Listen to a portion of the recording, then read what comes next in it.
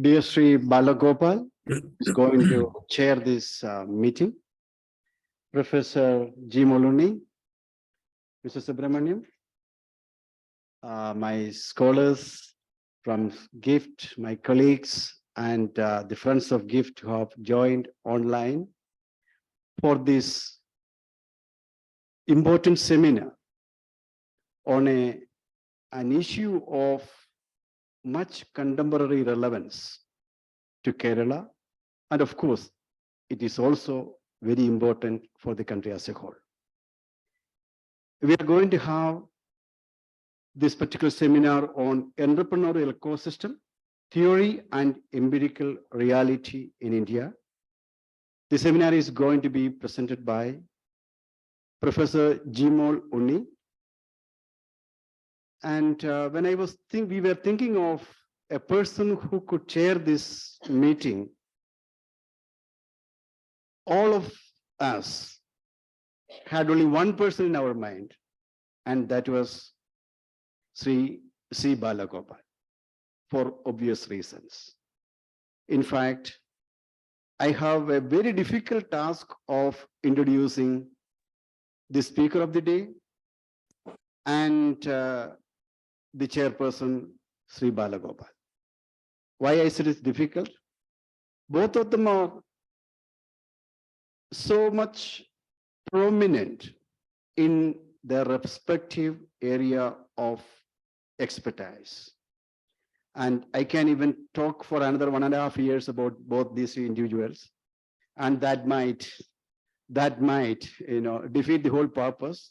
So, but at the same time, when I am talking about welcoming, my job is a very minimal job.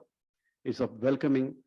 It's very important that I say at least a few important aspects of our guest of the day. To begin with, the speaker, Professor Jimol Unni, who is currently the professor at Ahmed Modi School of Management in the Ahmedabad University.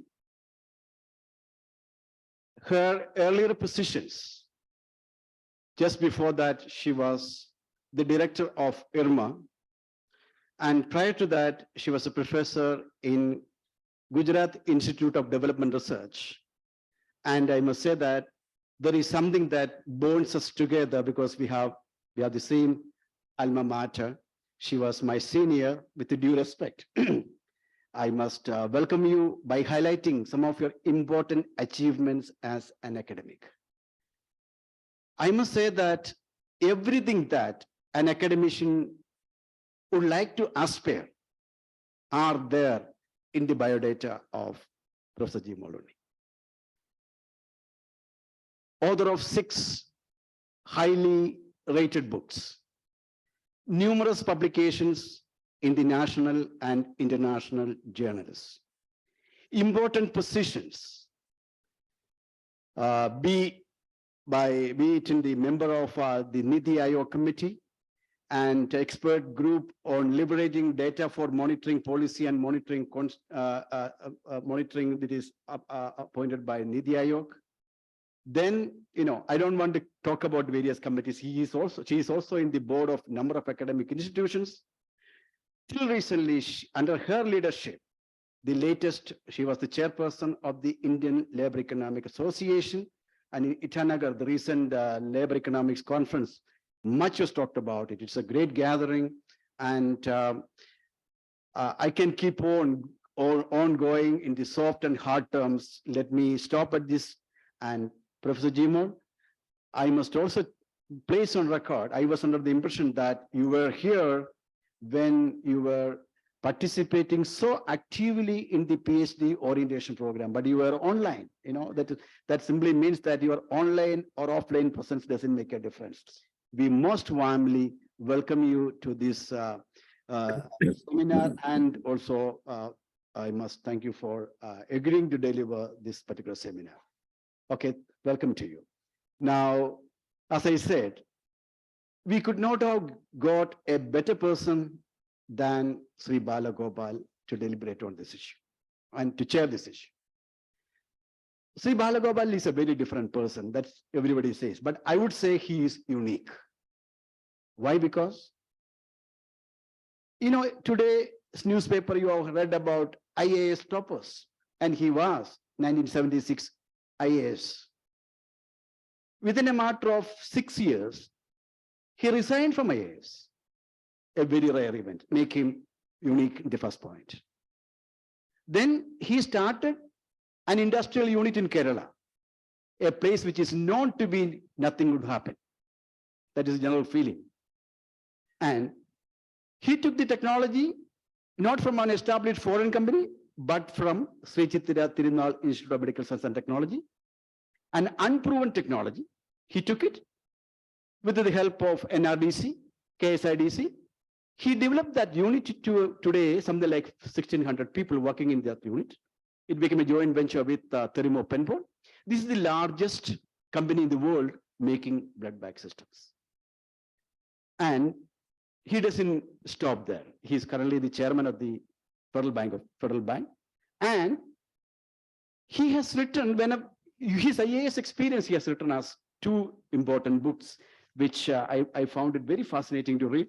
One was On a Clear Day, You Can See India in 2013.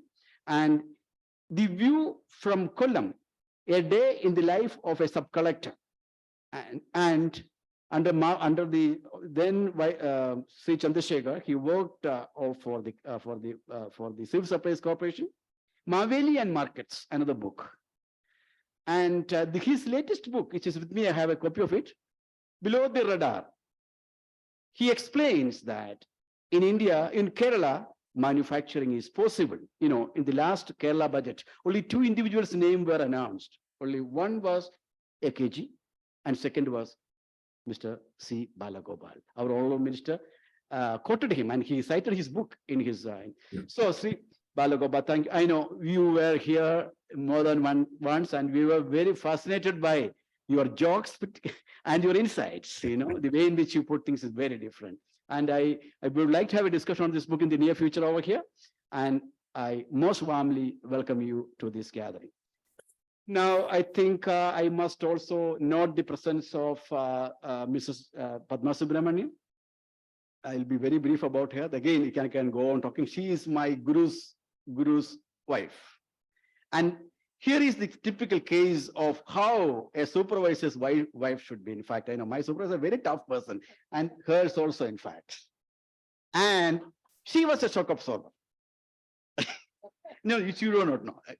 I think this is an occasion for me to place on record our thanks to you, my thanks to you, and also it is a lesson for. I think I'll stop here. Padma Ben, thank you and welcome to you, and of course to all my colleagues and our students over here. There is no major welcome, but you know that you are always welcome, and also to the friends of GIFT who have joined online. So I think I took 8 minutes. I was thinking of 7 minutes. 1 minute exceeded.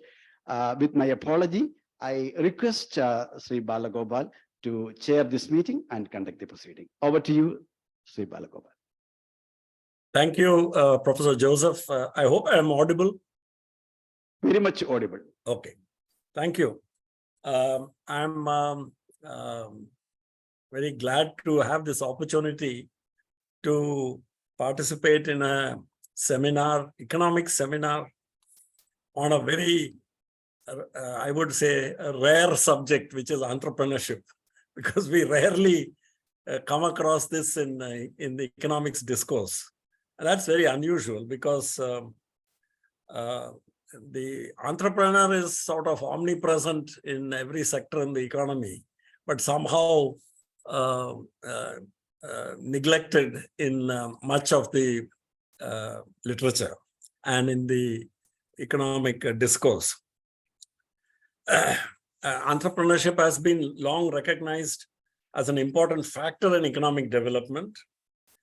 And in a world which is increasingly dominated by uncertainty, the role of the entrepreneur in identifying new opportunities, pulling together the resources that are available and implementing those new ideas to exploit the new opportunities is now a matter of record, and especially in the last in the post-World War II era, we see very distinct phases which are where they can clearly see the driving force that entrepreneurship has played. Of course, this doesn't happen in a vacuum. It happens within a framework of public policy. And so this is something which is, I think, constantly we need to keep at the back of our minds, because entrepreneurship doesn't happen in a vacuum. Just like economics doesn't happen in a vacuum. Economies function within a social and political context and framework. And the role of public policy is often forgotten while we tend to elevate and even deify. Today, the flavor is to deify entrepreneurs and make them out to be almost mythological superhumans. But the point is, they mostly, they have a very important role to play, but this happens within the framework and a platform provided usually by public policy.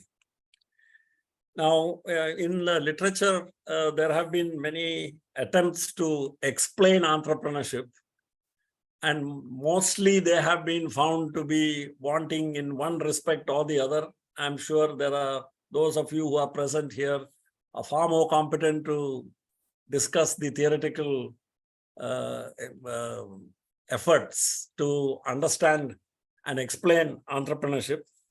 But I think somebody put it best. I'm not sure. I think it was probably Schumpeter who said that it is a meta-economic phenomenon which is influenced by and in turn influences the economy, but cannot be explained within the economic system. So, I don't want to get too much into the definitional part of it. Now, the very interesting part of it is the entrepreneur's instrument or tool of trade is the firm. The entrepreneur creates a firm, a business entity, and through that business entity implements his or her ideas. What is interesting is, therefore, while the concept of the firm needs an entrepreneur, the theory of the firm in the literature does not mention an entrepreneur anywhere. And not only that, when we come to the working of the firm itself, it's very mysterious. Maybe my reading and understanding of, it's from a long time ago when I was a student of economics. But in the theory of the firms, in some mysterious way, factors of production come together in a production function, and somehow product emerges from that. And all along, we are told that the allocation of resources happens thanks to the unseen hand, the invisible hand.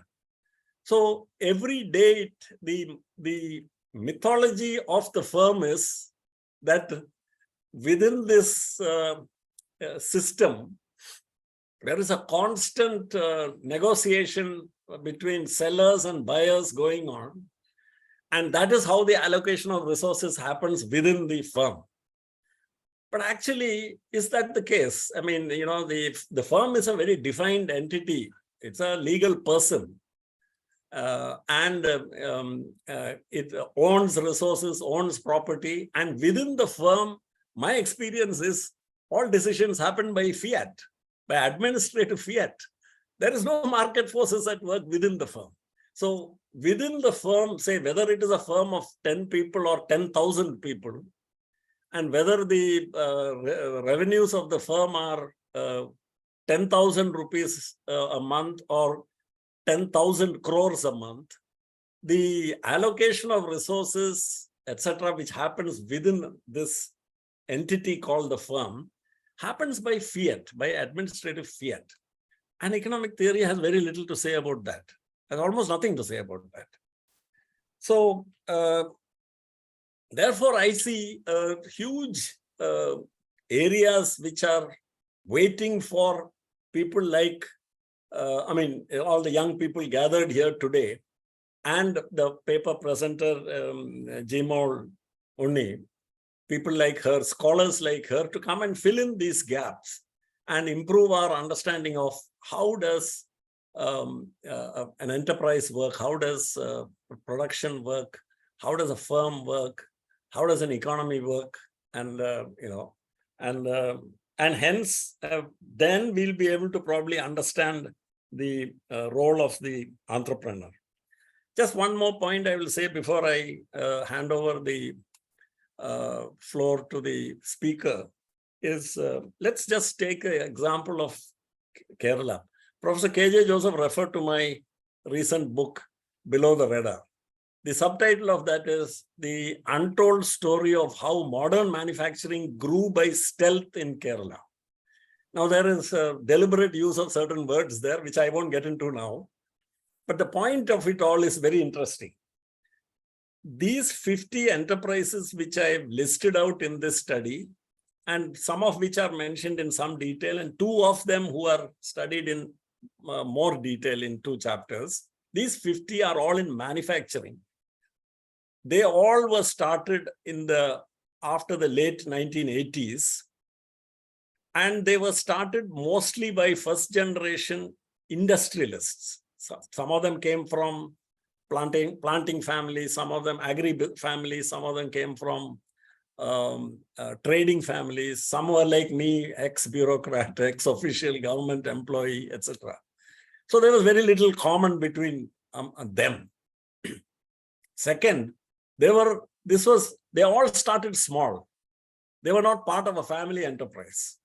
They all started as what today would be called startups, with very little capital, like 5 lakhs, 10 lakhs capital raised by the promoter and the rest raised through borrowings.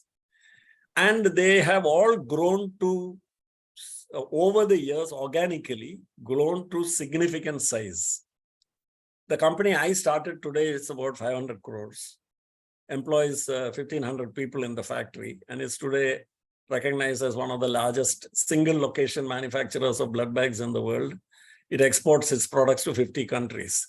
Other few examples. So there are other successful examples, like in very diverse fields, like PK Steels is regarded today as India's most efficient specialty steel castings manufacturer, has a turnover which is probably around between 750 and 1,000 crores. Employs again more than 2,000 people. Most of the products are for export, specialty castings, and the buyers list reads like a who's who of the world's top engineering companies.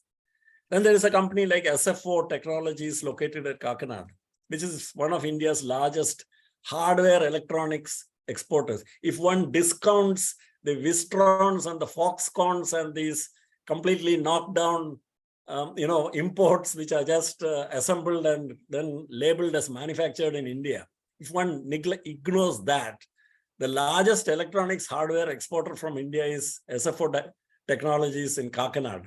And they manufacture very high-end electronics imaging equipment for the healthcare sector for important clients like GE and Philips of Holland, etc. So my point here is, through some very mysterious alchemy, in the 1980s and 1990s, they came up a set of entrepreneurs in diverse fields, from diverse backgrounds, and starting enterprises which were in completely unconnected fields, without any local availability of raw material, local availability of any traditional manufacturing skill in those areas, etc. And yet, the enterprises they started have turned out to be successes at the national level and at the global, some even at the global level. So here is a phenomenon which definitely needs further. I have not attempted the much bigger task of finding how this happened.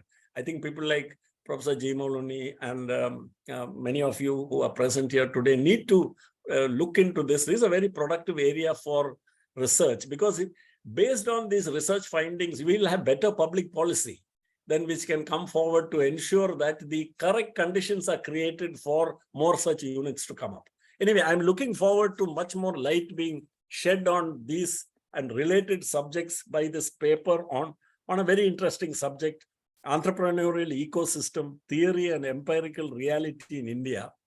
And I am sure that Professor Jimol Unni will share her considerable scholarship and research in the subject, and will leave us much better enlightened at the end of her talk. But one more brief word before I hand over is about the ground rules, which I discussed with Professor Joseph before this.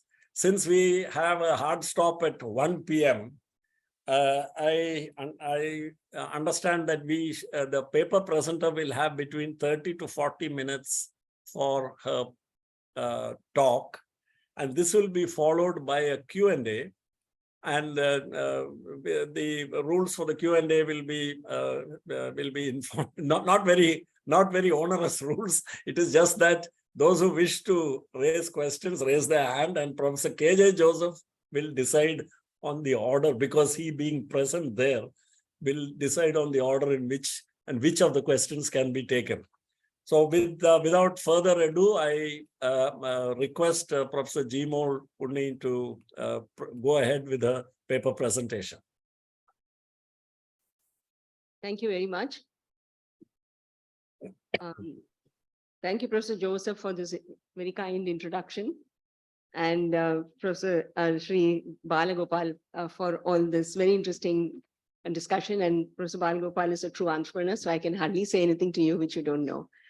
And I'm not going to speak so much about the the mysterious workings of the firm. I'll speak more about the mysterious workings of the entrepreneur, actually, because there is an ecosystem, but then how does the entrepreneur work on that ecosystem is, do I have something to press with? Yeah. So yeah, I'm at Ahmedabad University, and I've been there for some time now. This one? Okay. And this, how does it go back? What is this? Back in front of the Yeah, back just down. on the working Lilo. Okay. What okay? Up. Is the right back. Back page. It's a phone Lilo. Phone. Okay. Fine. You want somebody to operate from there? No. I prefer to speak myself. Right. Okay. So since I have a stop line as well, and I'm a professor, so I can speak for hours.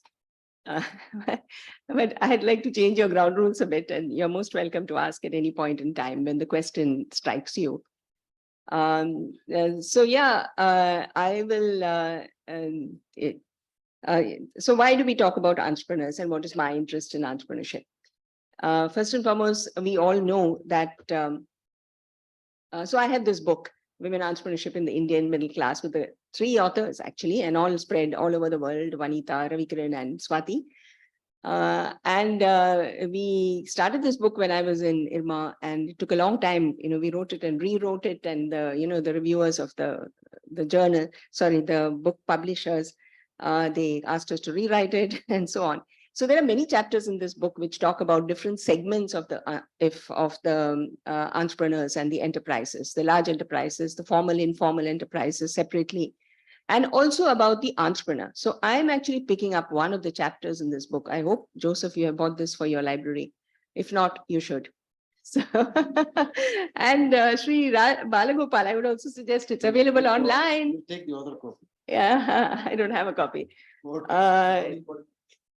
Yeah, I'll send you one. So it's available on Amazon and everywhere. So anyway, so India, we know, so I'm a labor economist. So I view this from the angle of employment, of labor, and so on. And we know that employment and unemployment is one of the biggest problems that we are facing. And the formal sector is running out of the capacity to, produce more jobs. It should be producing more good jobs, but it's not necessarily doing so. When that is the case, this government and even I think that entrepreneurship is one of the ways out. It's just Sri Balagopal was just saying, People start small and then they are able to expand. But that requires a particular kind of entrepreneurial ecosystem around which supports them. That's on one side. And on the other side, it also requires a particular kind of individual. Now, I can never be a businesswoman because I just don't have that in me.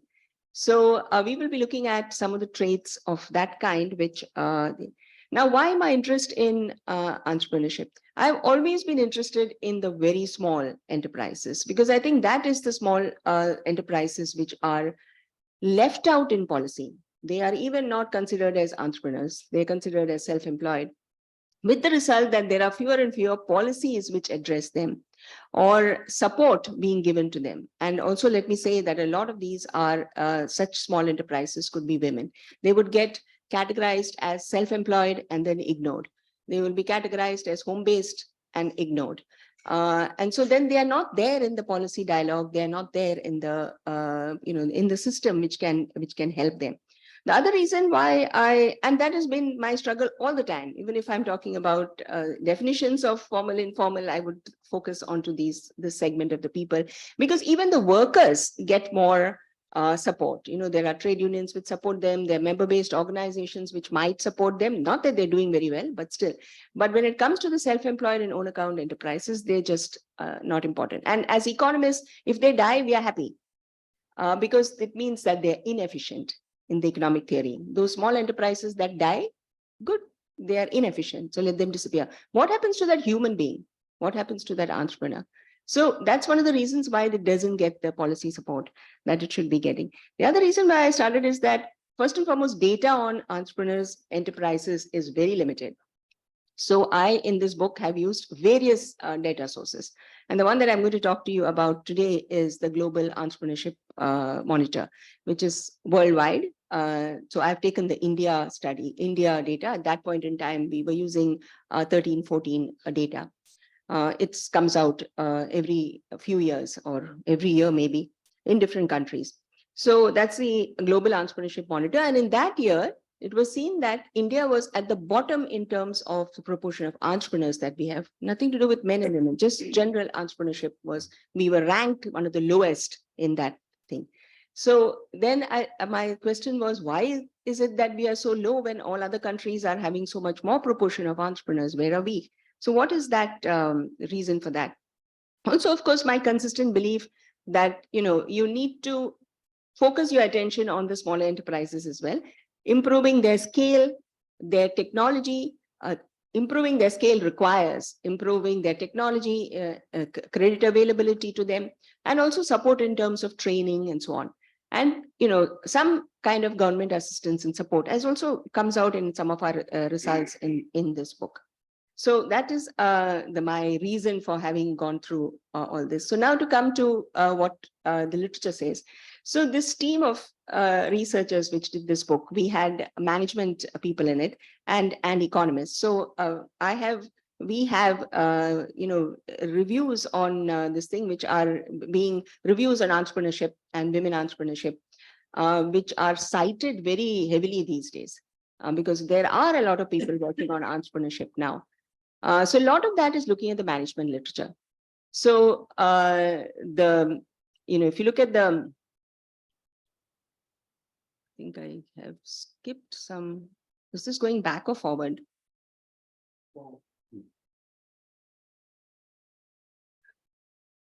This is going forward? Yeah. Sorry, I'm getting confused. All right. Right. So the traditional economic models predict that people are entrepreneurs based on the returns. So the returns they get, this is a traditional economics kind of argument. If the returns they get from entrepreneurship is higher than wage employment and salaried employment, then they will take up entrepreneurship or they will set up an enterprise. But this was questioned in the literature in the United States long ago and later on by many others.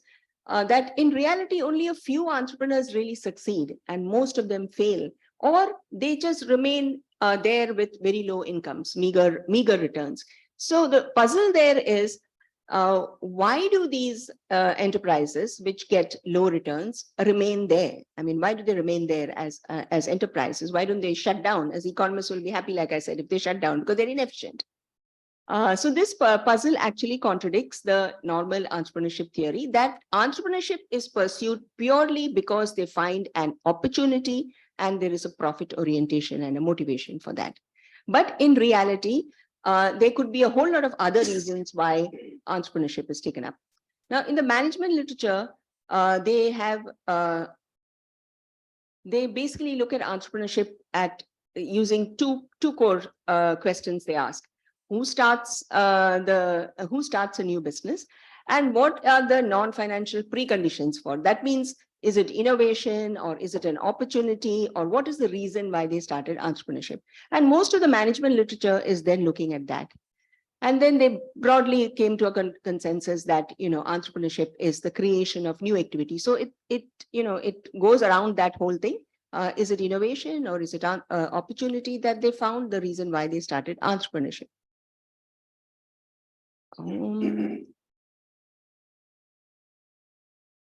It's not moving.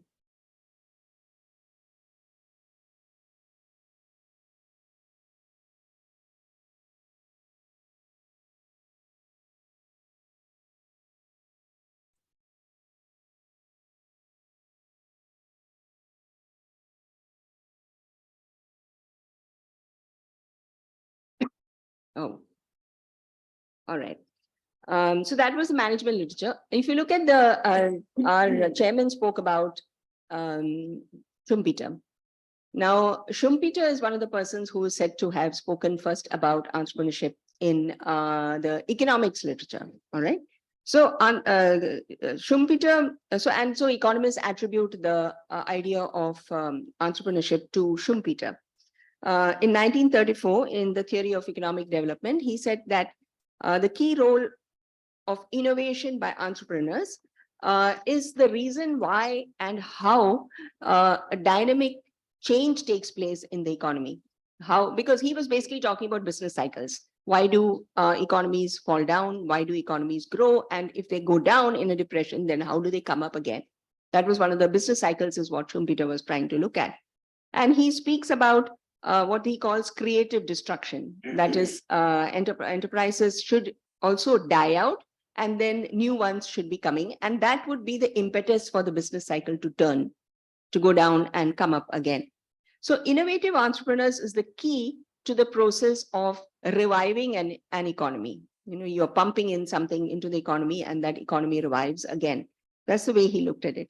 But so he defined an entrepreneur as a person who is willing and able to convert a new idea or an invention into a successful innovation.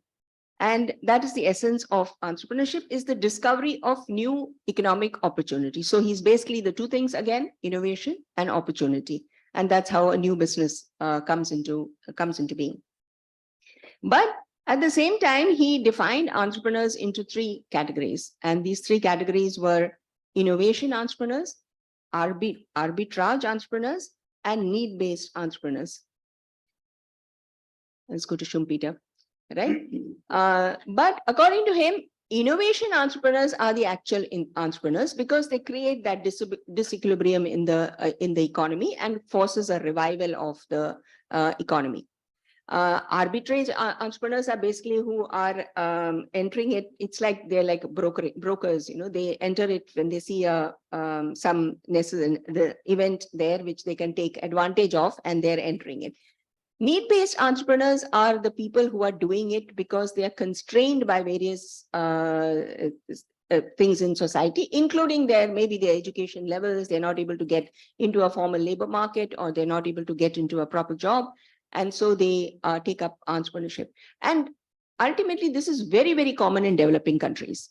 So need-based entrepreneurship will partly explain why do entrepreneurs persist with running businesses for such long periods of time, even when they are getting very low returns to the entrepreneurship. Excuse me, ma'am.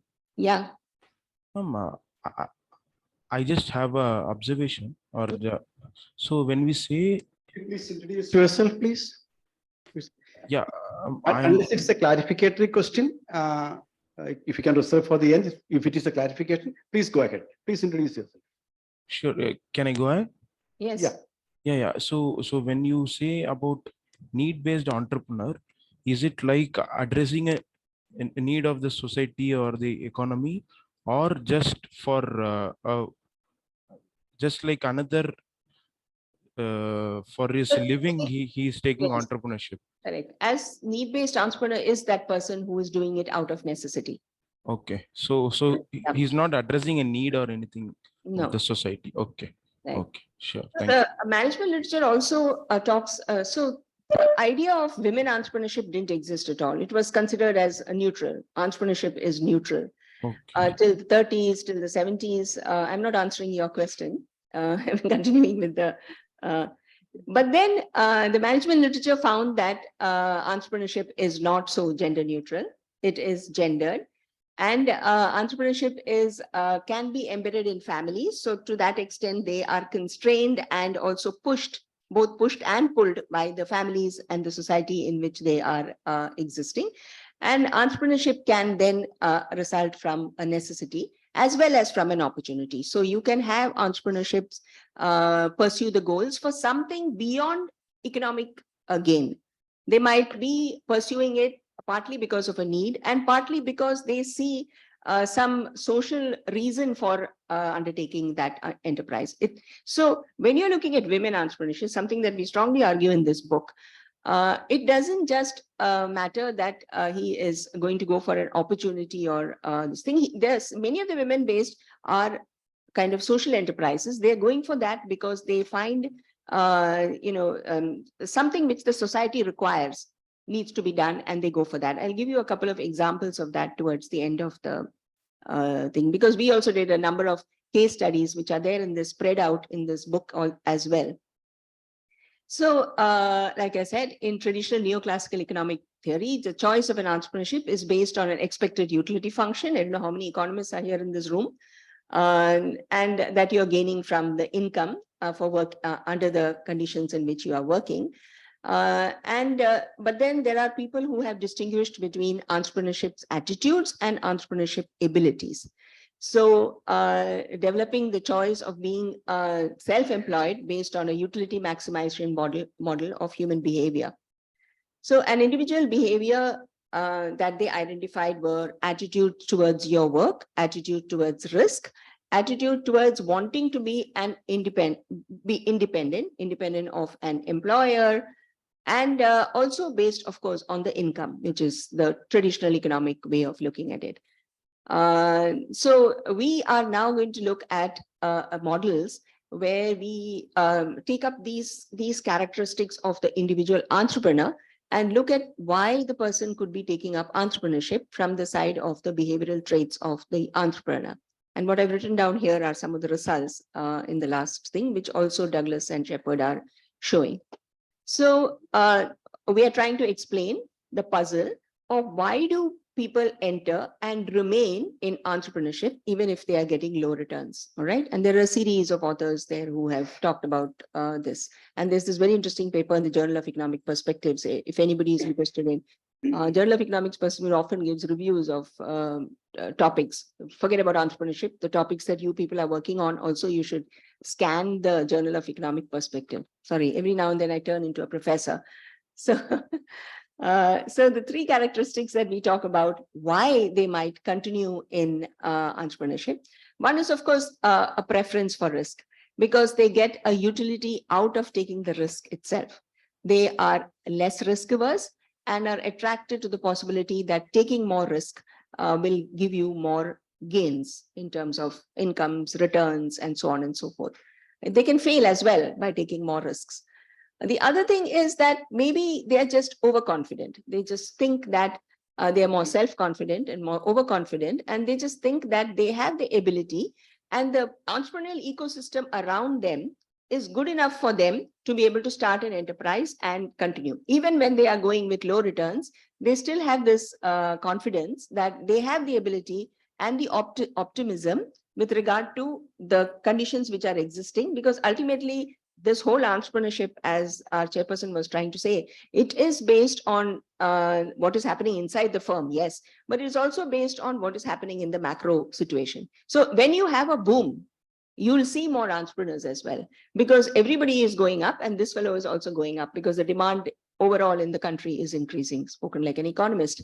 And so the supply of various commodities to take care of that booms up. So you see that, but you can have that kind of an optimism, these entrepreneurs who continue with their activity, even if it is not such a good business environment, because they think that they have the ability and the capacity to be able to go through that.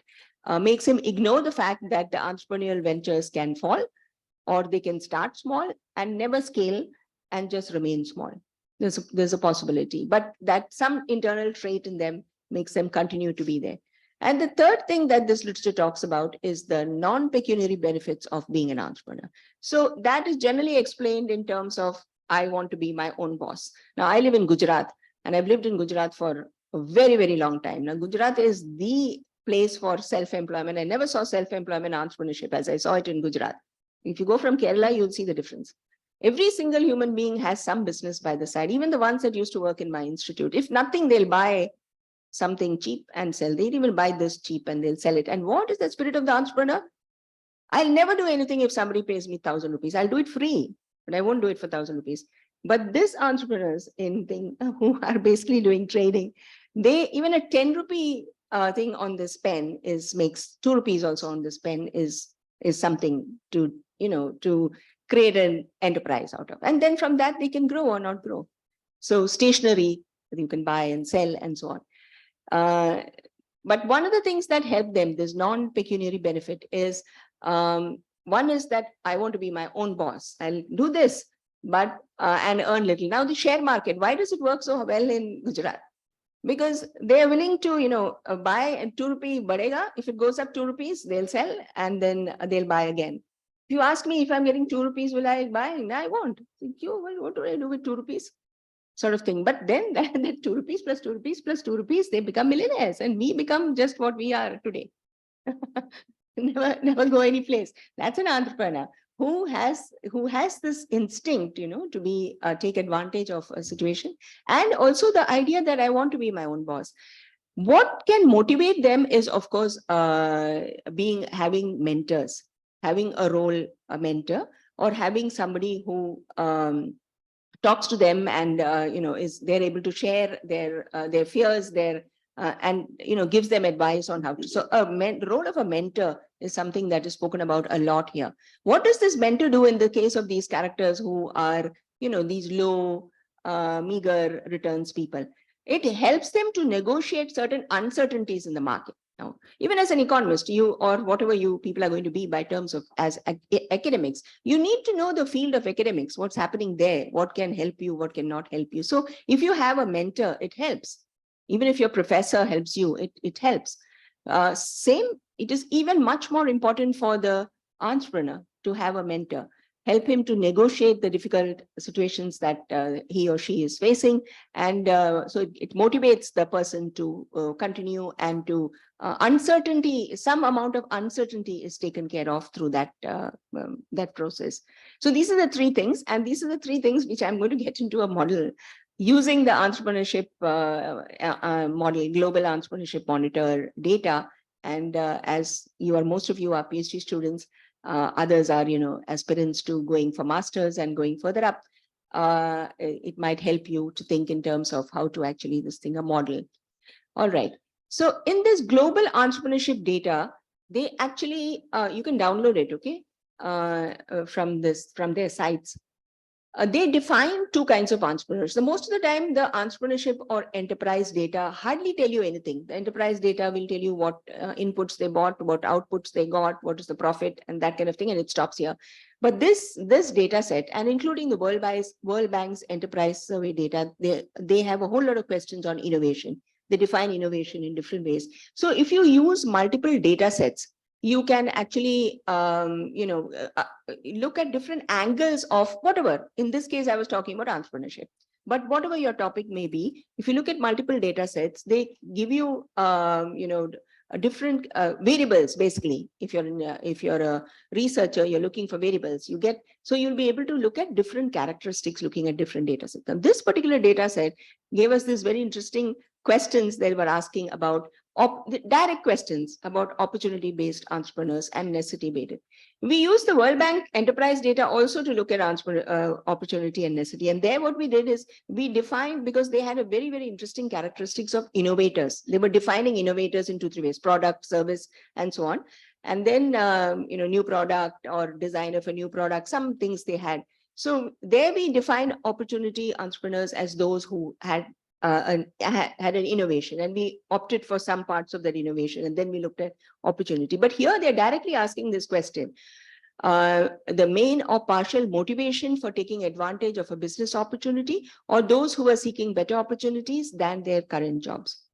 And the necessity fellows were, main motivation was setting up their own business was due to not having any other choice of work. Those were direct questions asked to the thing. So we used these 2 direct questions to figure out what creates these opportunity entrepreneurs and what creates this, where am I?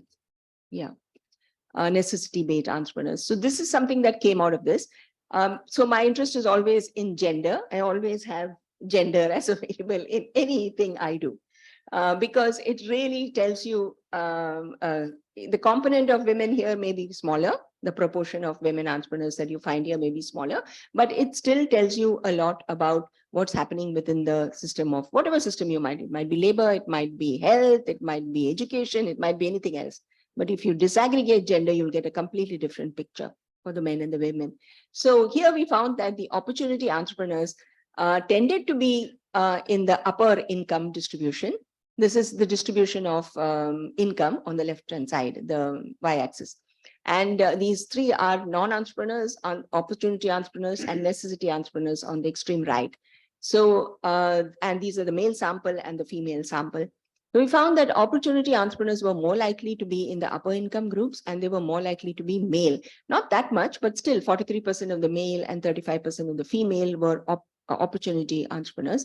And the opposite was true for necessity entrepreneurs. But there still were a lot of men who were opting for entrepreneurship on a necessity basis, 40% of the men and 43% of the women. So basically the better off households were motivated to take advantage of a business opportunity, and the less well-off households tended to engage in entrepreneurship more due to necessity. Might answer the question that somebody was asking.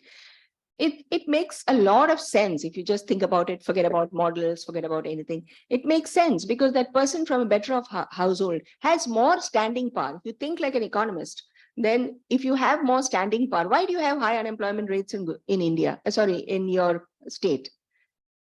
Educated unemployment in Kerala is one of the highest. Educated unemployment everywhere is high, but in Kerala it's huge. Why? Partly because the educated are relatively better off. Here it's not even, that's also maybe not true. And they have more standing power, meaning that they have more capacity to hold on till they get a better opportunity. So they wait for longer. So they're always waiting for that opportunity when they get something which is more equal to their educational qualifications. Okay, I'm just drawing a similarity to this thing here. So if you're a better off household, you are waiting to get a business opportunity to start, and you have more standing power to be able to wait and to go for that thing with a business opportunity. There might be more risk there, but they're able to do it because the house has. It's like, if you come from a business family, the chances of your starting business is much higher. That we have done student surveys in Delhi. It's also part of this book. If you take a look at the book. And there also you see that the ones that come from business families are more likely to say that they want to go for entrepreneurship because that they have the standing power. So they're backing them. Somebody is backing them here. Okay, so what we did was we looked at this global entrepreneurship data, and we looked at it in terms of these 3 choices. You are an opportunity entrepreneur. We defined that opportunity and necessity entrepreneurs. You're an opportunity entrepreneur. It's a multinomial logic, or you're a necessity entrepreneur, or the base category or reference category. You're not an entrepreneur. All right.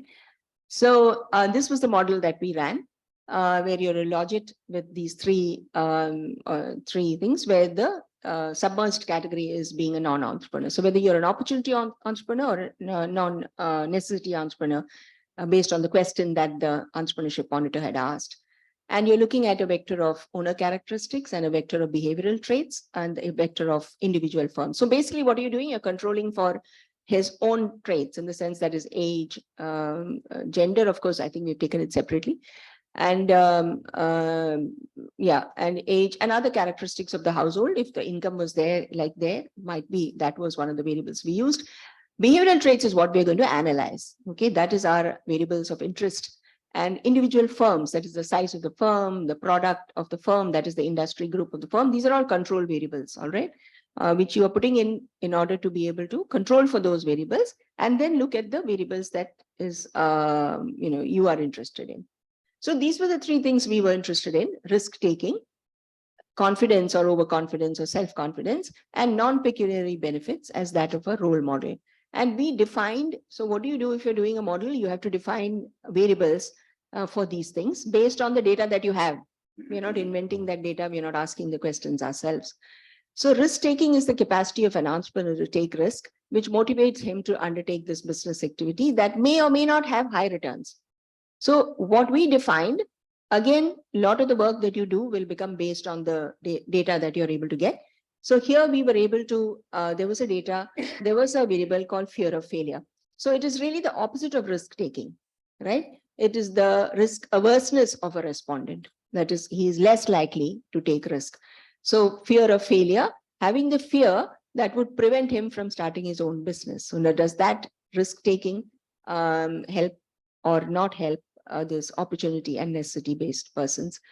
Overconfidence, we had two variables. One was the alertness to a business opportunity. That is, you have a belief that this opportunity for business in the area where the respondent lived. So I'll take up this opportunity. So you are confident that you have the capacity and the business environment is such that there is enough demand for that product or service which you are going to start your enterprise on. And self-confidence is was defined as the perception of having the required knowledge, skills, and experience to run a business. So these two variables become our variables to explain confidence, overconfidence. Or why am I saying overconfidence? That is the failing ones, the ones which are not growing or the ones which are necessity-based. They might also be running that business because of overconfidence, in the sense that they continue to believe that they can deal with the situation that they see in front of them. They continue to believe that there is a business opportunity in the area and there is a demand for the product or service that they're going to do. And finally, that role model. There again, you have two things. One is that he wants to be his own boss.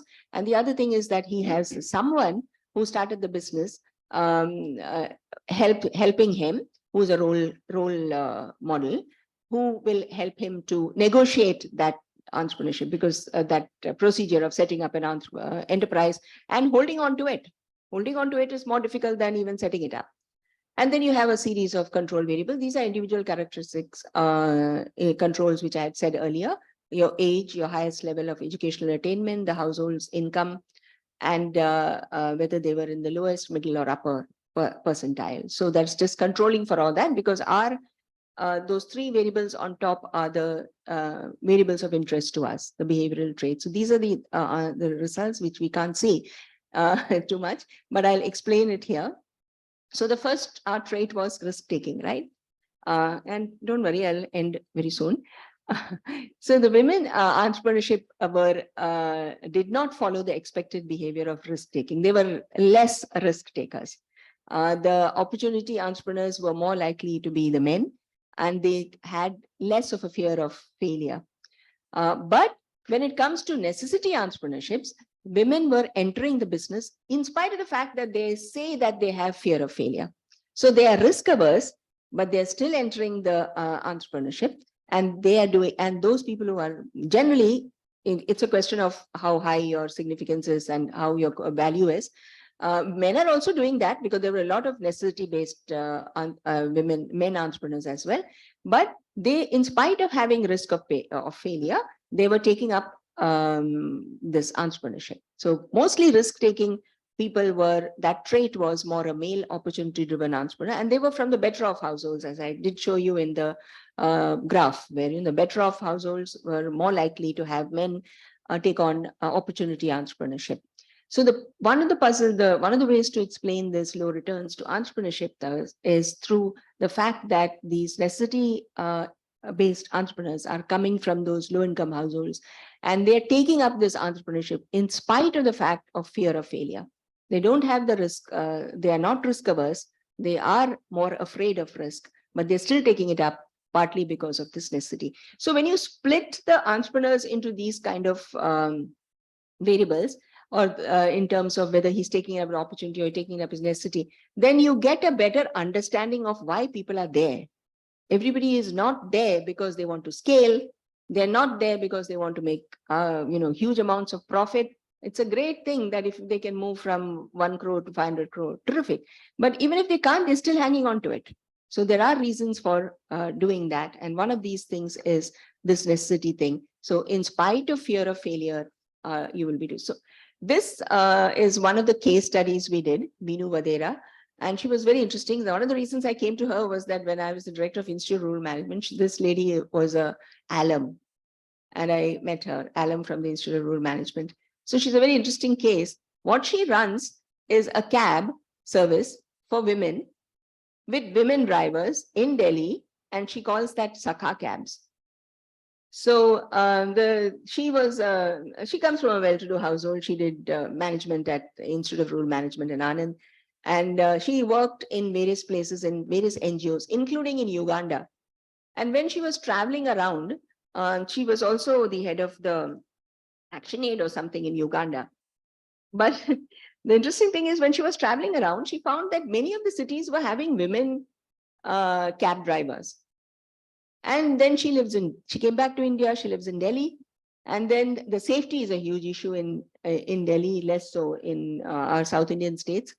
And so she thought, why should we not have women cab drivers? Now, who knows how to drive a car? And from who wants to be a cab driver unless you're in a lower income kind of scheme? So she decided to have this. Of course, that's her risk. I mean, she decides to take a risk. What she does is she sets up 2 enterprises. One is this thing called Sakha Cabs, which is a for-profit company, okay, which is the company which is running the taxis.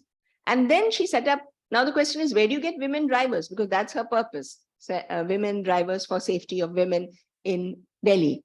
So she sets up this foundation called Azad Foundation, which is an NGO, not-for-profit organization. She uses Azad Foundation. So now if you're a non-profit, you take grants and so on, and you're running that.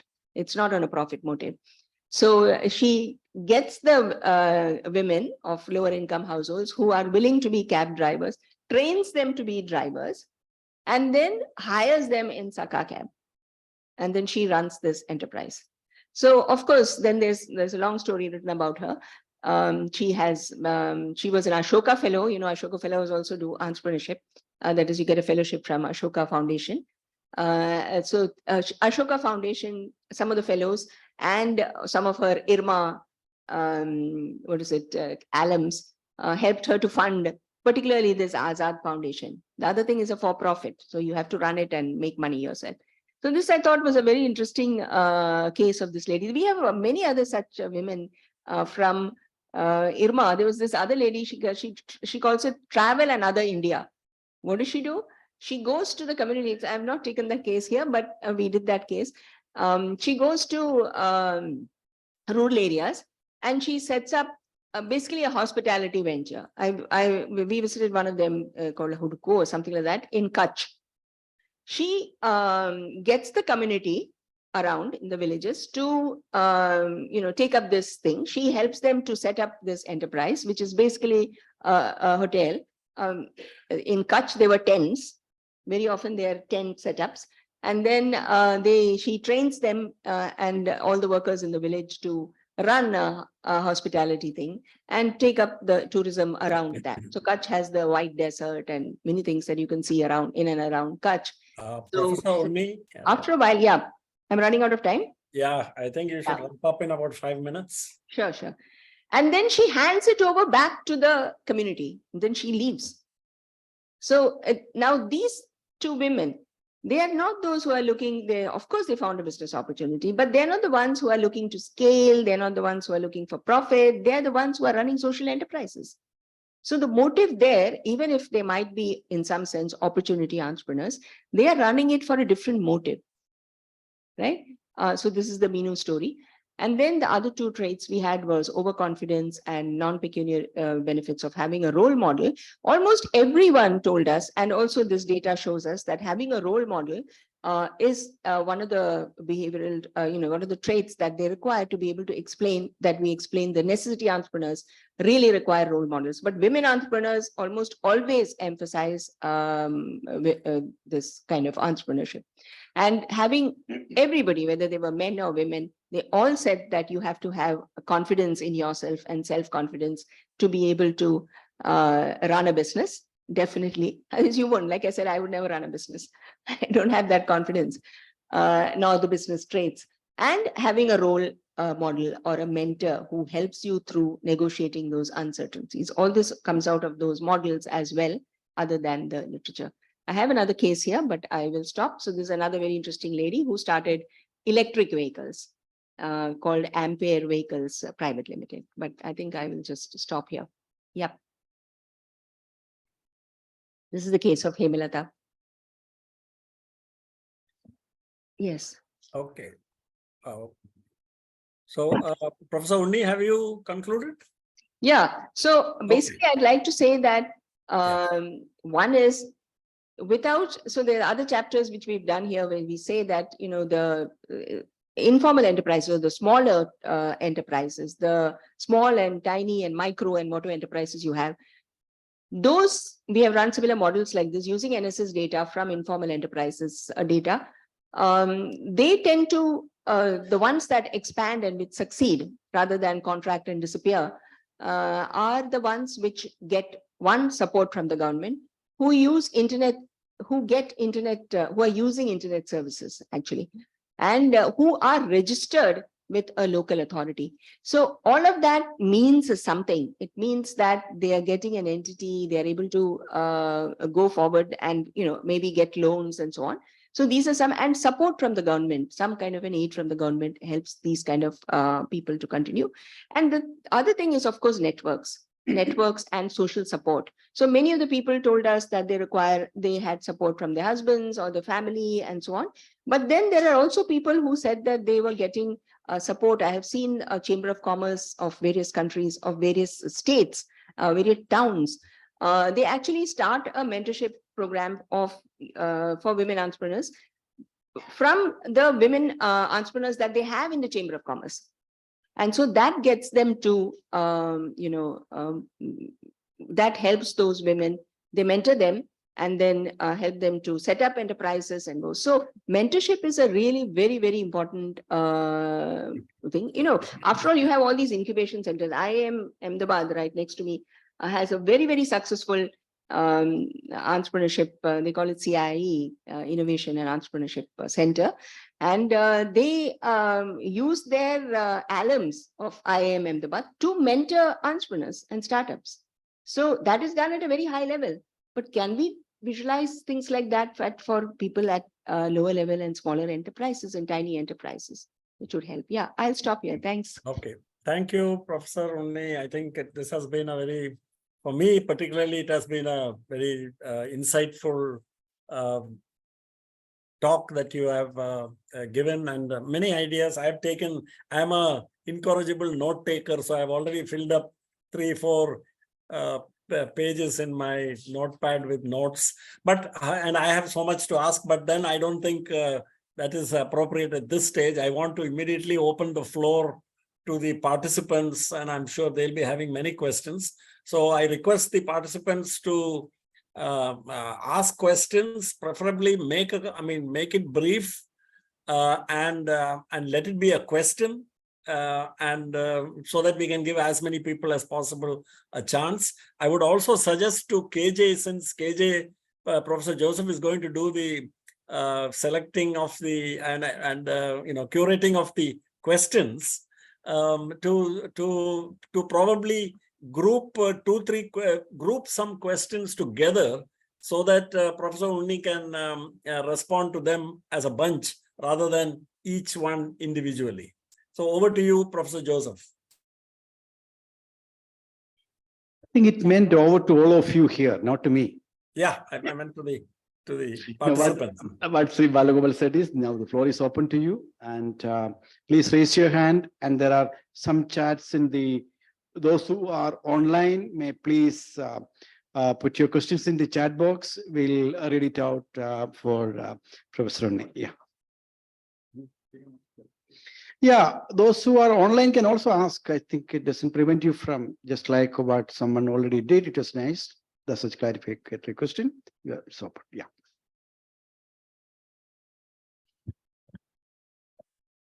In the, if I may just just say that in the chat, I find Kirti Nakre has asked a question, which in a nutshell, it is to Professor Unni, saying she is interested in knowing about interstate differences and especially in the availability of policy support. She mentioned that, she says that you have mentioned a survey among Delhi students. What did it show? That's what she wants to know. Yeah, I think you can start so that in between questions will be brewed. Thank you for that question. So if state-wise, we didn't do that analysis, but I can tell you because I look at this data all the time. Gujarat state is one of the states, and Maharashtra, which are very, and Tamil Nadu to some extent, but they are less so much.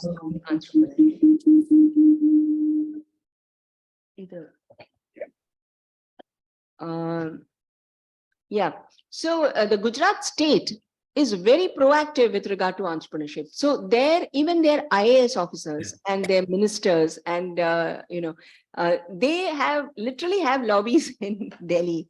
And they are just sitting there and looking at, what is it that subsidies or what are the policies which the government of India is doing, which they can take to us. And then they proactively go meet the particular, suppose it is the pharma industries and chemical industries, what is growing like, like anything in Gujarat. So they look for that and then they go and speak. So every industry has an association in Gujarat, every industry, whether it is light engineering or it is pharma, chemicals, whatever, they have IT, they have associations. So these people literally act as a liaison between the state, these entrepreneurs in the association, industry associations, and the government of India. And so whatever policy comes there, the first beneficiaries of that will be our entrepreneurs in Gujarat. So that makes a big difference. So if you look at entrepreneurship across the states, Gujarat, Maharashtra, Tamil Nadu is there, but not the way they have entrepreneurship in this thing. And of course, you have the IT hub in Bangalore and Hyderabad and so on. So those are IT hubs. Gujarat has not done so well in the thing, but we have started something in Gujarat called Gift City, which was not doing very well. Now we have a lot of policies literally bringing finance and finance related things to Gift City. So it is a gifted state, Gujarat, for whatever reason. So that is the story about the states. And your second question was, what was the second question? Yeah, there's only one question. Only one question, I suppose. Yeah. Oh, the Delhi survey. Yeah, so we did a survey of technology, management, and arts colleges, both girls and boys, and who are in the final year of their college. We asked questions like, the chances that you would join, take up entrepreneurship. Obviously, these are, perspective of the future. And one of the things I already told you that, people from better off households and from, family background of business were more likely to say that they want to see her. Another very interesting thing we found was that these technical colleges, engineering colleges, those people didn't want to be entrepreneurs. It was the arts colleges and the other management colleges which were more likely to, and we were wondering why. So the final reason we thought about for that, which we didn't, because the survey was over, we didn't ask them again. Basically, I think the tech people were getting better jobs. They were already getting jobs, they were being placed and so on and so forth. So they went for that. So they were quite clear that they're going to get jobs. They're going to get 100% placement. So they were not there in that market. The management fellows, the other arts people, were the colleges which said, and then for girls, they were very clear that they needed if the support of the family was one of the things that they very strongly said, that with support of the family, they will be, both men and women, girls and boys said that, but the women, chances of them saying that they needed the support. These are some of the highlights that we got. You know, the variation across the different types of disciplines, the variation between boys and girls and by income levels, family background, all this was making a difference to what they thought. The other question we asked was whether the colleges, because a lot of the colleges now are running entrepreneurship courses. They're running, they call entrepreneurs into, they have entrepreneurship cells. So there is this thing called something it's called. They set up entrepreneurship cells in colleges of students, and then they bring in people. So whether that helps or not, we didn't get such a over emphasis on the fact that those courses help. But yeah, it also had an important effect on whether they want to choose entrepreneurship. Yeah. Thank you. Good afternoon, sir. Good afternoon, ma'am. Am I audible? Yes. Go Sir, ahead. I have a couple of doubts in this regard.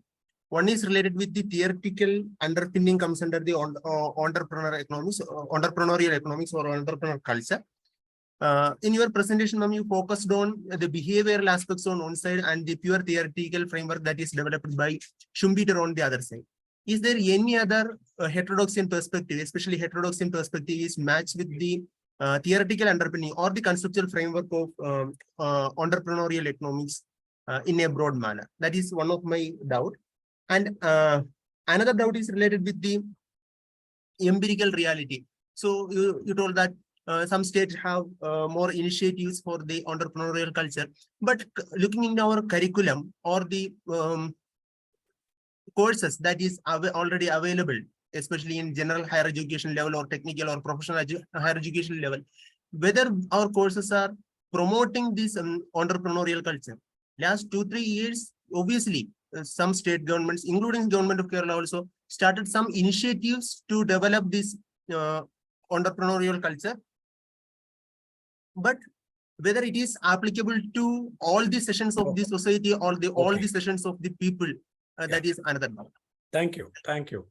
So, Would you mind introducing yourself, the previous speaker? Sir, myself, Shanu and Nasser. Currently, I am working as assistant professor in Department of Economics, JN deemed to be University of Bangalore. Oh, thank you. Yeah. The theoretical underpinnings, like I said, we were looking at both the management literature and the economics literature. So in the management literature, so our focus was on women entrepreneurs. But like I said, in one of my first slides, the focus there is why do they start a business and how do they scale their business? So the whole thing is revolving only around setting up a business, which might be due to an opportunity that they're getting or profit kind of motive. So who sets up a business and why do they set up the business, which is more in terms of opportunity and innovation rather than anything else. But then when we looked at this new thing of within the management literature, like till the 70s, there was no talk about women entrepreneurship, or there was no. So what did the women entrepreneurship literature, which then developed in the 70s slowly and 80s? And you can see, we looked at, if you look at that paper that we have on a review of management literature on entrepreneurship, you can see in the number of journals, how many articles are coming up in on women entrepreneurship beginning, and then afterwards on women entrepreneurship. And you can see that after the 70s, 80s, 90s, the number of studies which are done on women entrepreneurship grow. So what was the key what is the key idea that came out of that management literature? The key idea was that it need not be profit and scaling on which you can measure women entrepreneurs. Women entrepreneurs may operate because they have opportunity, yes. Then if they have opportunity, then you can measure them. How are you measuring success of an entrepreneur? Most of the time when you measure success of an entrepreneur, and because I've been in business schools for such a long time and lived on business campuses, management school campuses, entrepreneurship is only measured in terms of scale, whether they're able to scale up. So if you talk to these IMA graduates, they'll always talk about, our chairperson was saying exactly that. I mean, those successful entrepreneurs are those who go from 1 crore to 500 crore, right? So that becomes the how you are measuring the success of an entrepreneur as by scale, and then by profit. How much is your profit or profitability or whatever of that the thing. Now, like I've showed you this Saka lady or some other ladies there, they are not doing it for the profit, and some of them might not want to scale at all. And if they're necessity entrepreneurs, they don't want to scale at all. They are running the business to the extent that they can, and that is their business. So they are also successful entrepreneurs. If any entrepreneur can hold on to its enterprise for 5 to 10 years, I think that's successful. It doesn't matter whether they scaled over those 5 to 10 years. So your measurement is also depending on your theory. Your theory is saying that a successful entrepreneur is the one that is able to scale, which is able to make profits and so on. And management schools are teaching you that. Good. It should scale, but there may be other motive. One motive is that it's necessity and they just want to remain there. They don't want to scale. The other thing is that they might be looking for a social enterprise. They don't want to, just take up anything. They might just take up what they think is a need. Like we have other entrepreneurs here in this book, which talk about a lady who starts, using organic manure, and she does this vermicompost. And she started it for fun, and then soon discovers that this is a very important thing. And so she started this thing, and she's able to convert it into a business, then which scales and so on. But vermicompost. So she is just, it was not necessarily the thing that anyone would take up, but she just felt that that was the enterprise that she needed to do. There were others which found that, they're doing, one lady came back from the US and she had pets, and then she figured out that there's nothing here who looks after pets. Now that's not a story that I like very much, because that pet thing is, it's this thing to a higher class of people. But yes, a pet is also requires some, needs. So then starting a pet shop. So these are all ideas, also maybe a business opportunity, but they might be people who just don't want to do these two things. They don't want to scale, and they don't necessarily want to be at that level of profits. They are also successful entrepreneurs. So your theory then, because of your theory, the data that you get, the definitions that you have, the measurement that you have is all dependent on the theory. And if the theory is this, you have to somehow demolish that, then only you will come to this other category of people who are also entrepreneurs, in my way of looking at it. I hope I answered part of your question. We have some questions from offline. Yeah. Left. So, ma'am, it's a very interesting topic, and I think I learned a lot from your presentation.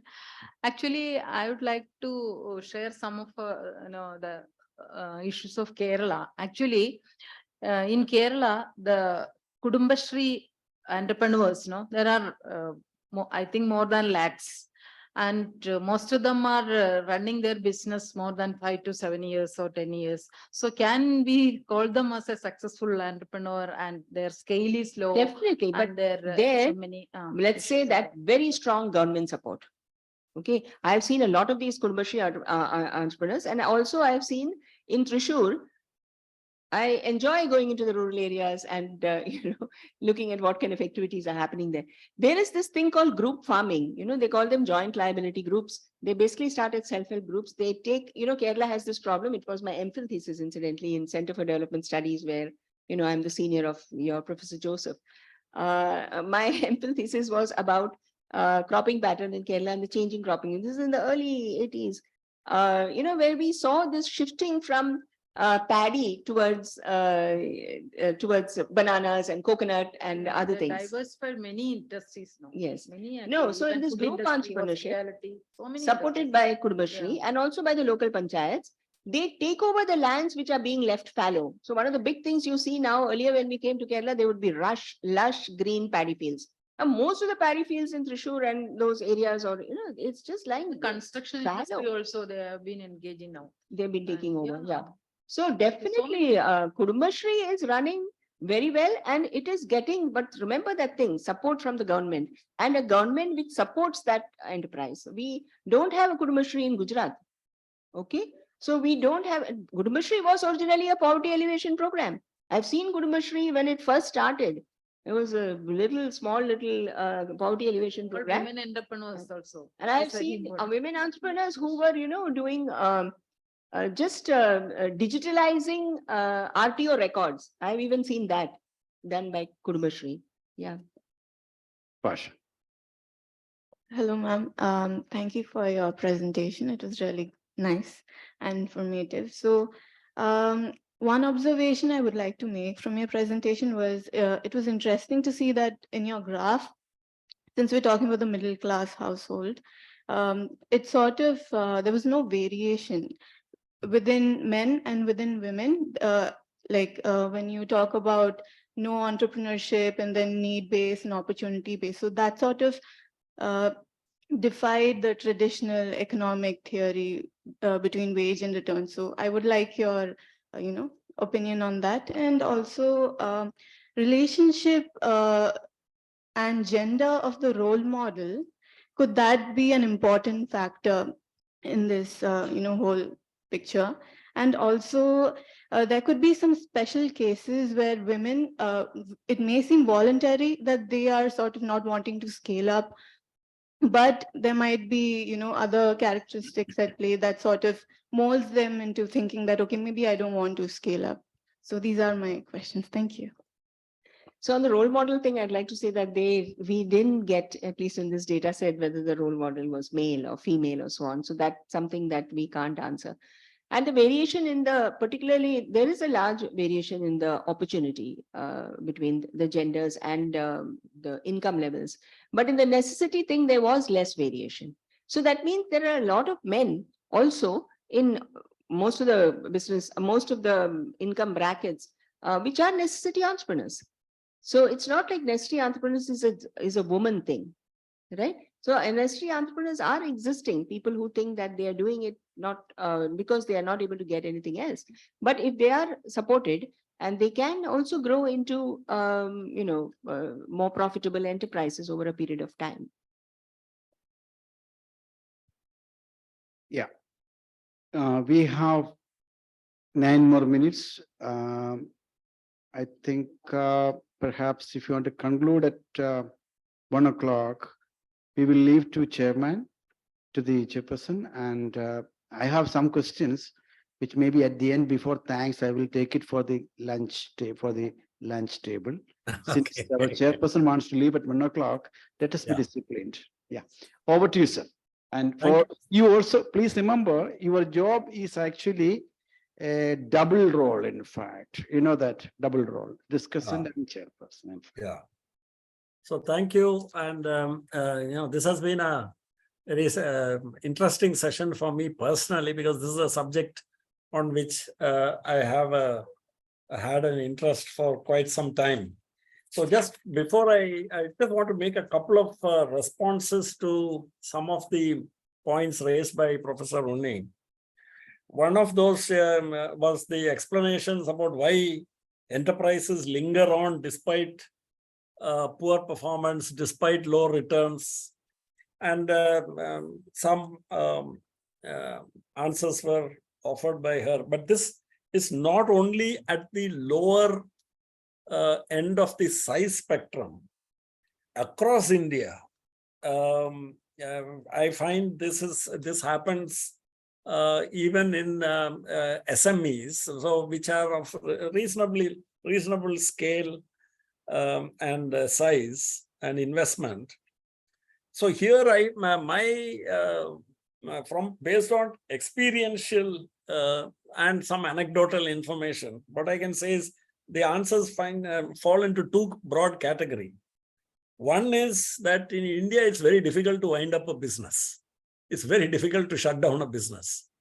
And, it's all very well for people to say, okay, the business is not doing well, so wind it up. It's not an easy task, especially if you have a factory and if you have 50 employees and other things. It's a Herculean task.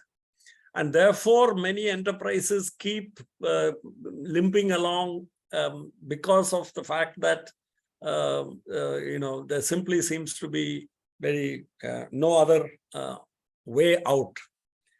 And the second is related to the first, but also even where it's unrelated to the first is in our society, with possibly the exception of Gujarat, which as Professor Unni says, seems to be more, they have more of an affinity to business and entrepreneurship.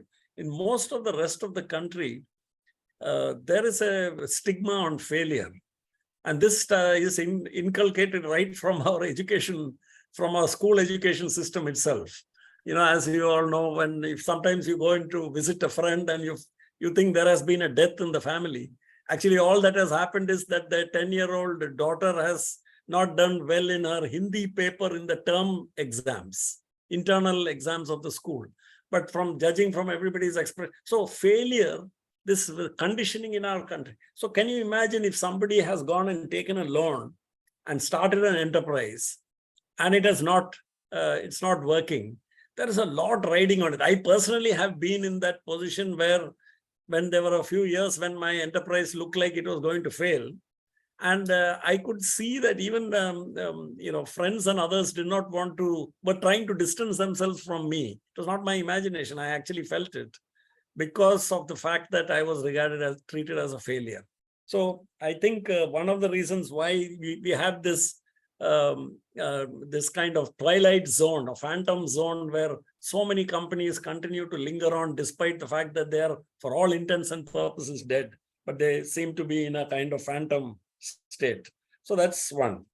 Then I found some of the findings of Professor Unni's studies among the various colleges and the research, field research, which has done, very interesting. And I feel that there should be a lot more such field studies and research and case studies. Both, and when you're, especially in the case of entrepreneurship, I think it will be very important to do micro level, in-depth case studies, rather than go for cross-sectional data, which will be also very difficult to come by. So, for example, the fact that technical students are less, you know, interested in becoming entrepreneurs because of the fact that they have better job offers and job prospects compared to management and art students, for whom the market is much more uncertain and who seem to be more ready to go in for entrepreneurship. Then I just want to make some general observations, which are not in specific responses to Professor Unni, and it's actually more in the nature of that there are some very basic questions in my mind. After leaving the administrative service at the age of 30 and plunging into entrepreneurship, and then, you know, being considered to have, you know, been very lucky and having succeeded against the odds, I found actually that, like me, there were many other success stories and I'm here not talking about the smaller end of the spectrum. I'm not talking specifically at all about the informal sector, where entrepreneurship and self-employment are have to be lumped together into one category. That's a whole different subject. So my observations are to do with what is conventionally understood as, so I'm talking about industrial enterprises, business enterprises, mostly, say, you can say in the formal sector, which are, so with respect to them, the perception is, for example, that say if you take Gujarat and Kerala, these are the two states to compare. So Gujarat is an entrepreneurial state and Kerala is whatever is the polar opposite of that.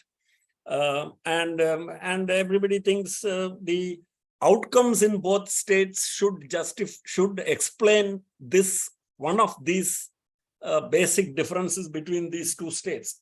But unfortunately, if you look at the economic outcomes, whether it is gross state domestic product per capita, whether it is gross state value added, whether it is number of industrial units, and I'm not talking about, you know, especially if you discount the few very large enterprises from that and just look at the rest of the sector, the evidence is much more mixed. And where I'm coming to one fact is perception seems to be very strong. So the perception we have is Gujarat is an entrepreneurial state and Kerala is not an entrepreneurial state. It's all full of job seekers who all want government jobs, etc. But if you look at all the developmental outcomes, and I am not only referring to HDI, I'm looking at the Sustainable Development Goals, the 17. So here is an area where we need a lot more research. The evidence coming now, I'm talking about current evidence and reported in the papers, etc. Both the Niti Aayog, which can hardly be called a friend of Kerala, and of the Kerala government at least, has reported consistently that the best startup ecosystem in India is that of Kerala's.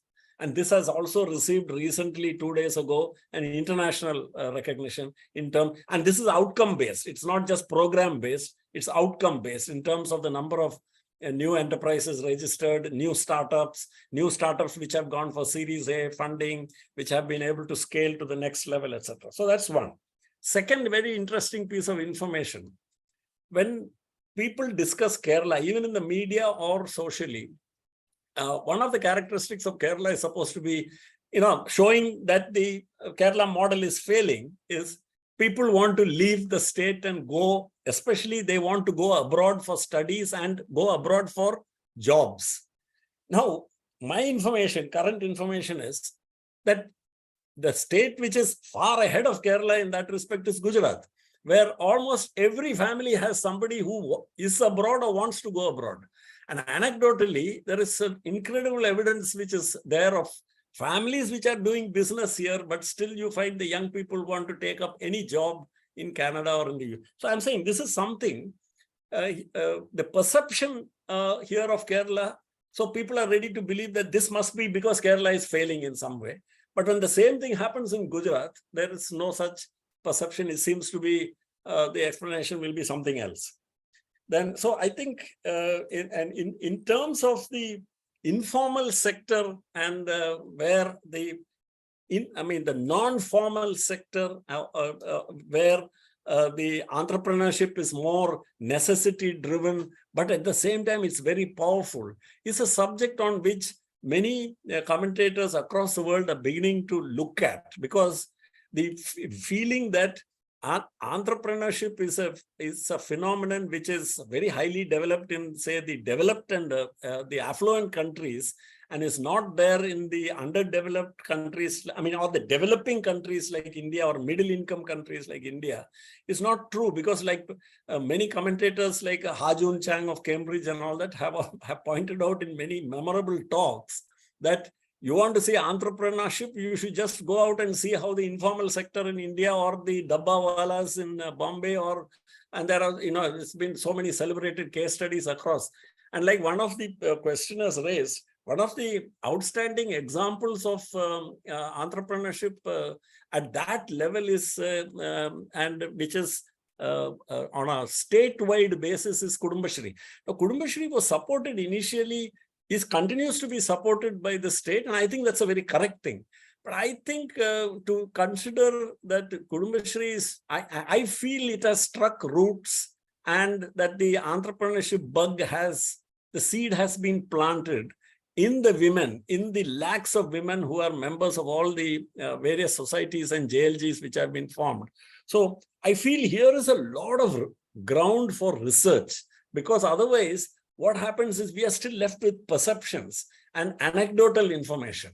And therefore we need this to be buttressed and supported by a lot of field research. So one of my major takeaways, and I will end with that, from this very interesting paper presentation by Professor G. Moluni, is that there is every attempt at doing field research throws up very interesting data, which will only enrich the public policy initiatives which must come forward if we are truly to unlock the spirit of entrepreneurship, which is there in everybody. I don't believe there are some parts of India which are entrepreneurial and some parts which are not. This is as unreliable a category as that there are some parts of India which are very warlike and martial, and some other parts which are not. These are all very traditional views which have been I think, discredited.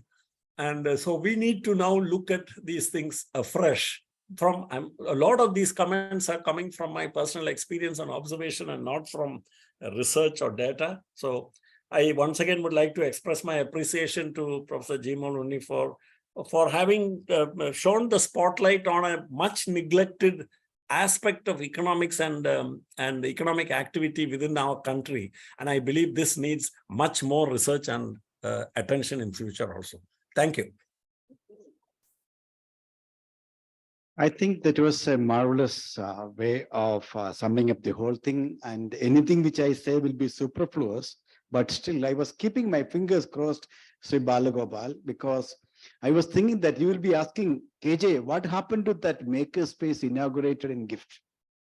Because this particular seminar happens in a place where this 5-acre campus was actually housing a manufacturing unit.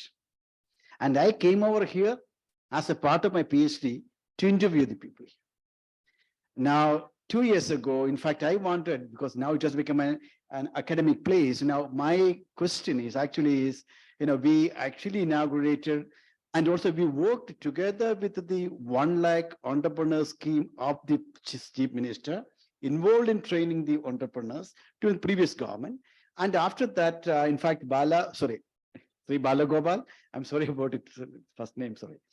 Sri Balagopal, and we discussed, and we actually we inaugurated, Dr. T.M. Thomas Isaac inaugurated this maker space here. The whole idea was that, Professor Unni, you said that in Delhi, the engineers are not really into this area, but in Kerala, my perception, of course, my perception may be wrong. The whole startup ecosystem thinks that startup can come only from engineers. So in fact, I was thinking, I talked to Dr. Isaac at the instance of Sri Balagopal. So why don't we give some opportunity for the arts and science students within Trivandrum at least? If you want to have a startup, anything to begin, you come over here, Sunday and Saturday, we will have mentoring by Balagopal and others. A lot of the people agree. So we have not actually, when we are actually going to restart that. And I think during the lunchtime, I would like to have your advice. Of course, Sri Balagopal is always with us. And during the lunchtime, another thing which you should be reflecting for us is that, for example, I have studied state electronics development corporations in the country in the 80s. And I found that those who have done well were the ones where the states were supporting, states were pushing and hand-holding. And when the country got opened up, when the state withdrew, everyone collapsed. Now we know Keltron actually survives on commission. You know the story about all that. Now the question is, I think that this may not happen perhaps to Kudumbasri, because Kudumbasri operates in an altogether different area. Anyway, that's a different issue. I wish and hope doesn't happen to Kudumbasri. And it was a marvelous day. I think I want to say that at least one enterprise comes out of Sri Balagopalji from our initiative from this campus. Before I handing over to my coordinator who did the hard work for this for the organizing the seminar, I pass it on to Dr. Kiran Kumar. Thank you, sir. Excuse me, sir. Hello. Yes, please. I have a small question. Is it time, or can I go on? For lunch, please go ahead. No, please Sure. go ahead. I think my Thank you. question. So I am Ramakrishnan, research associate at the IIT Kanpur. Thank you. Ma'am, thank you for your presentation. So actually, my one question is that, as per the GM India report, the total entrepreneurial activity rate in India is currently at 14.4% in 2021. And the major part of this is attributed to the boom of startups in India, thanks to the Startup India mission. And the major activity is the strong startup ecosystem is because of the incubators, the networks, the angel investors supporting, and from every institutions like IIM Ahmedabad. Now every IIT and IIM has an incubator, and many institutions have an incubator. So, and those institutions, many alumni from those institutions are coming up with the support of their institution, they are starting their own startups in their campus itself, and many co-working spaces are organized. So do you think these aspects can be incorporated in your research as well? What are your views on this, ma'am? Yeah, there are a lot of incubators, but all these incubators are not doing that well. IIM is definitely doing very well, IIM Ahmedabad. But definitely any kind of support that can be provided. So the incubator doesn't mean that the person comes and stays there. It is the incubators are, the support systems that they can garner in terms of not just mentors, but in terms of credit, in terms of getting into the government schemes and so on, is a very important part of the. We have one. Our university has a incubation center called Venture Studio. They also do a lot of programs of training entrepreneurs and supporting them on various these things. It's definitely one. So we can just call it part of the ecosystem. So part of the ecosystem, entrepreneurial ecosystem that India is developing has been this. So the DST, that's the Department of Science and Technology, supports incubators, but then those are technology-based incubators. When I was in IRMA, we were trying to set up an incubator there. We did start, and it's called iSeed. The government of India supports the setting up of incubators, and they do help. But then not all of them have been successful in that sense. Yeah. Thank you. Thank you. And one more thing, like IIM Ahmedabad is successful because it has been able to raise huge amounts of money in terms of, so if they take up something like renewable energy, and they'll create a fund which is called Infuse, and then they're able to, get huge amount of crores. I can't even tell you how many crores of rupees, and then they fund startups in that particular area. So now they've also started taking up agriculture related and so on. So they raise funds, not from the government, from other sources, and then they support enterprises. So that is a different kind of effort which can be made on a private basis rather than supporting from the government. Thank you. Thank you. Now we come to the last part of today's webinar. On behalf of GIFT, I would like to thank Professor G. Moloney for taking your time and joining us, being the governing body member as well, so for joining us and giving a very insightful lecture, and very, very, very good, very valid insights for policy making on entrepreneurship in India. Thank you for coming and talking to us, ma'am. And I would like to also thank Sri Balagopal for taking his time out of very busy schedule. So you have always been with us whenever we needed your support. You have been a patron for us, and thank you for taking your time and giving your own practitioner or a real world entrepreneur's view on the talk. Thank you. We can't appreciate you more. I would like to thank Sri Padma Subramanian. Great to see you after, Mrs. Padma Subramanian. Great to see you after a few years. Thank you for coming and joining us for today's talk. I would like to thank our faculty members for the support. And I would like to thank the participants, especially online participants, for asking very relevant questions and contributing to the discussion. And also I would like to participate our students and interns who joined us here. Last but not the least, I would like to thank our IT support team, without which these online webinars would not be possible. Lunch is waiting for us, so I'm concluding. Thank you once again. Professor Sri Balagopal, I think I would like to we'll have an opportunity to have a lunch with you in the near future. Sure. I look forward to that. Please. Yeah. Thank you. Thank you.